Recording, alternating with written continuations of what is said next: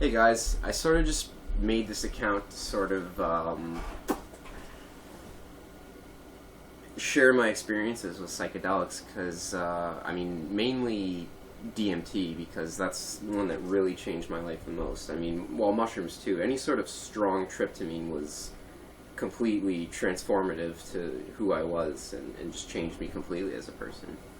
And, I suffered from OCD that I couldn't shake, and it allowed me to let go and allow me to let go of the obsessions and different compulsions that I would have. And this wouldn't be permanent, but it would definitely train my mind to be able to do that naturally, so I wouldn't have to resort to them basically.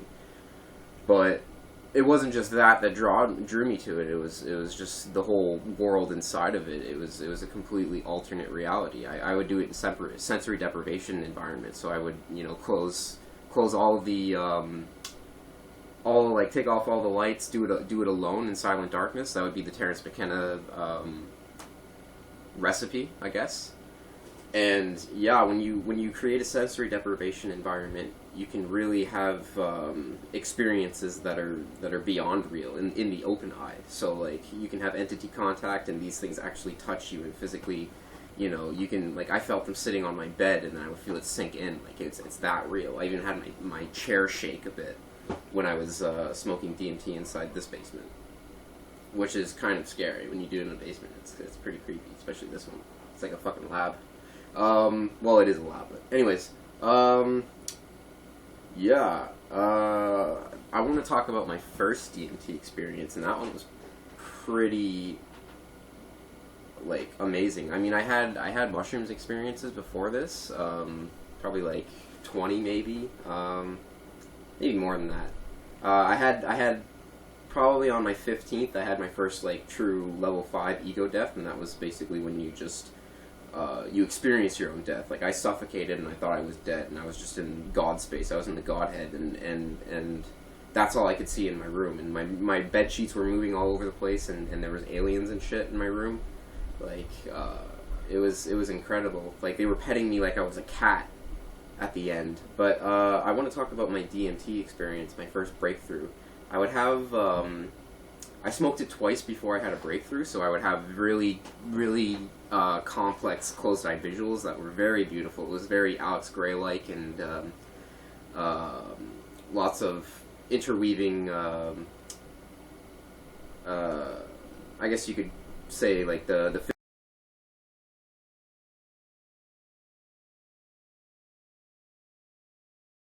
mathematics or some sort of simulation. But my first breakthrough was basically like I was smoking it out of a light bulb at the time. Like I just rigged a light bulb out of like took out the bottom filament and cleaned it out, and then drilled a hole for a choke for the air to go in, so it acts like a pipe.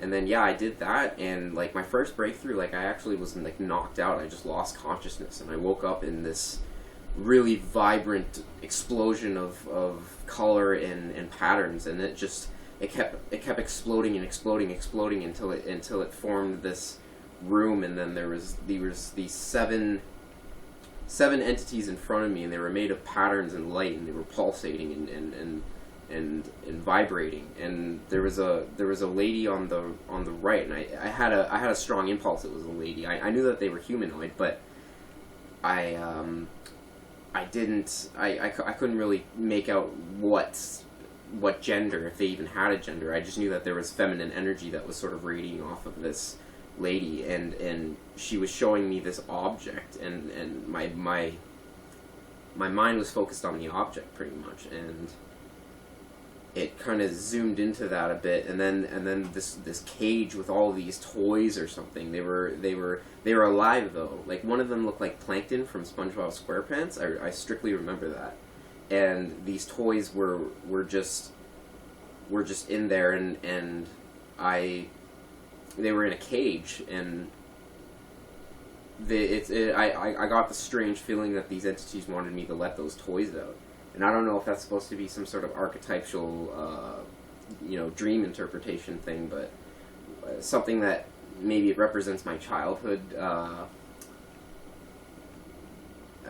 My interpretation of it is that maybe they were saying that, you know, I was trying to grow up too fast, and I was sort of keeping all my childhood in a cage, basically. So it wanted me to let that out so that I can, you know, let my creativity flourish, because they say that you know, creativity is lost when we grow up, and it's keeping your childhood basically is what makes you keep your creativity. And you know, I personally resonate with that. You know, I agree with that.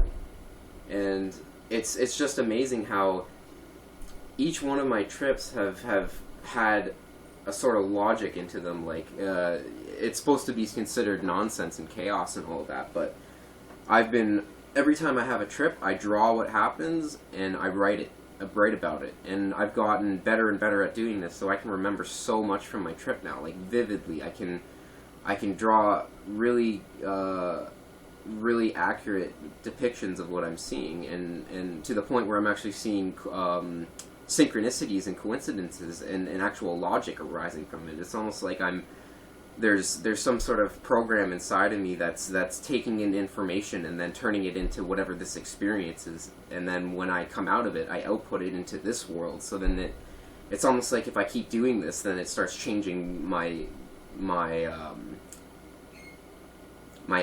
outside world, because this is all an internal experience. I don't know where this eternal experience is. I think it has to do with something with the collective unconscious, to be honest, because there's been experiences where I've been linked to people through synchronicity and coincidence, and it's just stuff that you can't really ignore anymore, because it's too in your face and real, and not just to you, to other people. So I think that's really fascinating. I'll go more into, you know, my experiences, and I'll talk about a mushroom trip, actually. My first real ego death experience with mushrooms. I'll talk about that one, because that one was a very pivotal moment in my life where everything sort of changed. But yeah, that's pretty much it for now. I'll sort of, you know, let you guys know when I'm gonna have another one in. But yeah, all right. Thanks for listening.